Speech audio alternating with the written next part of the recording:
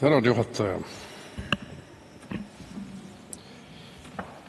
Minu üllatuseks olid tänased ettekanded optimismist pakatavad. Kas tõesti on selleks põhjust? Ma arvan, et põhjust ei ole ja ei tohiks ka koalitsiooni poolt olla, eriti kui te kohtute näiteks tantsujuhtidega, koorijuhtidega, mis on siis kiita on. Aga see on üldine pilt, et Eestis kahaneb väärtkultuuri rahastamine ning nagu pärmi peal kasvab palagani kultuurile raisatud raha. Olgu selle näiteks või Tartu kui Euroopa kultuuripealinn, mida püüti muuta labaseks ärklejate palaganiks. Palagani kultuuri pumbati miljoneid, loomulikult väärtkultuuri arvelt. Miks ma ei imesta, et samal ajal jäi sinimustvalge lipu 140. aastapäev suuresti tähelepanuta.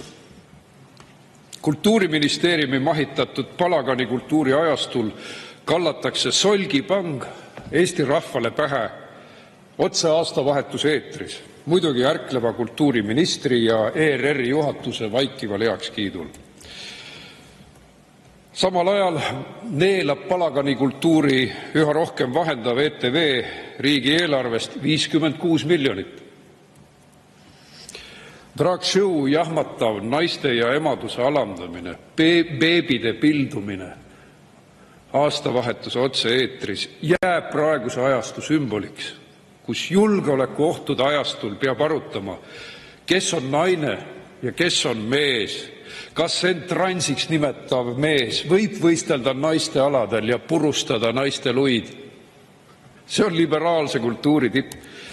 See on spordieetika, millest minister ei räägi. Ta hoopis mahitab naiste alandamist ja spordist tõrjumist meestest petiste poolt, kes end naiste eest medalite noppimise huvides naisteks nimetavad. Transhullus, mida meie tublid liberaalid tahavad uueks normaalsuseks kujundada, otsib tegelikult maailmas juba endale sobivat prügikasti.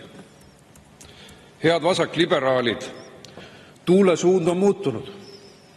Aeg on ka oma vaateid muuta. Nii tegi Briti ülemkohus äsja otsuseks, et üksnes bioloogilistel naistel on õigus tippspordis kaasa lüüa.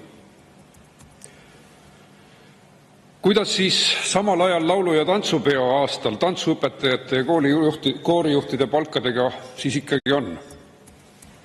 Eesti Koorijuhtide Liit ja Rahvatantsu ja Rahvamuusika selts viisid läbi kampaania koorijuht on elukutse, tantsujuht on elukutse.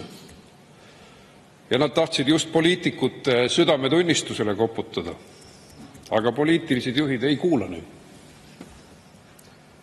Täna on Eestis pea 60 000 koorilaulu ja rahvatantsu harrastajat, kuid juba 10 aasta pärast terendab eestvedajate puudus.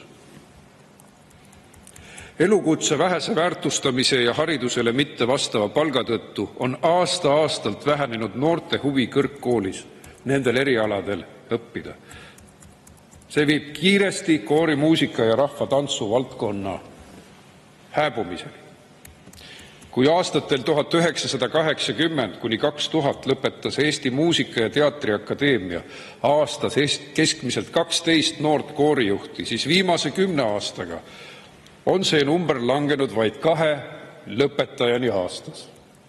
Kui see ei ole signaal laulupeo traditsiooni jätkumise ohustatuse kohta, siis milline signaal üldse selleks kõlbab? Minister kiitles lõimumise teemal. Palun 3 minutit lisaaega. 3 minutit lisaaega, palun. Tegelikult lobises ta välja, et kõik, mida Ukraina pagulaste kohta on räägitud, on vale. Muidugi valetas minister, et pagulastaatus on midagi ajutist, nagu seadus ette näeb. Ei, minister kinnitas uhkusega, et enamus pagulastest kavatseb siia jääda ja see projekt edeneb väga hästi. Inimeste kaaperdamine riigist, kes soovib oma rahvast tagasi saada ja võitleb oma elu eest. Vaat see on Ukraina reetmine. Teie jaoks on ukrainlased tööjõureservuaar, mitte rahvas, kes tahab säilitada oma keelt, kultuuri ja identiteeti. Muidugi, Kui te ei mõista oma identiteeti ja teie energia kulub ärklemisele, drag-showdele, siis te ei mõista ka teiste rahvaste hinge. Mis puudutab sporti, siis sporditulemuste ehitamine algab õpilasspordist. Aga siin küünitas valitsus esimesena käe huvihariduse raha järele. Selge on see, et spordipüramiidi põhinõrgeneb. Kaitseressursside amet hindab igal aastal ligikaudu 9000 kuni 9500 noore mehe tervist, kellest vast 40–45 vastavad nõuetele, et kaitseväkke astuda. Kui see ei ole signaal, et kõik võimalikud projektid on poolikud ja asjad ei edene, siis mis on veel signaal? See on statistika, see on number, see ei ole propaganda. Probleemi sügavam põhjus on tõenäoliselt noorte liikumisharrastuse puudumises, mis on ülemaailmne pandeemia, aga mureks on ka vaimne tervis.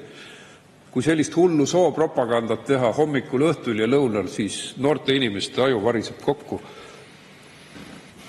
Jah, te teete seda juba õpikutes.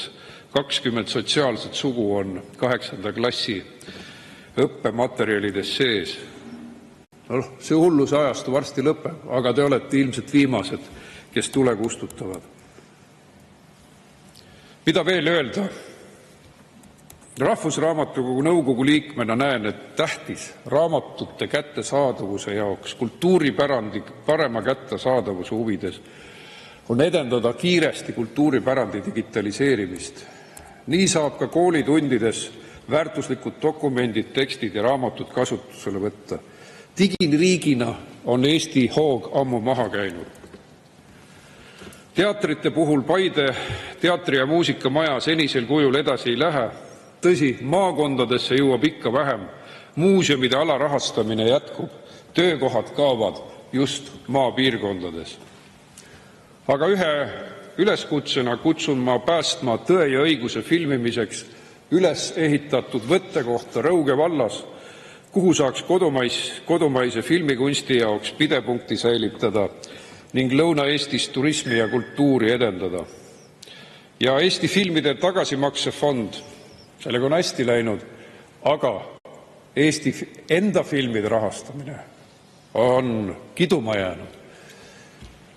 Nii et mõelge selle peale, Eesti film tahab rohkem tähelepanu. Aitäh! Suur tänu!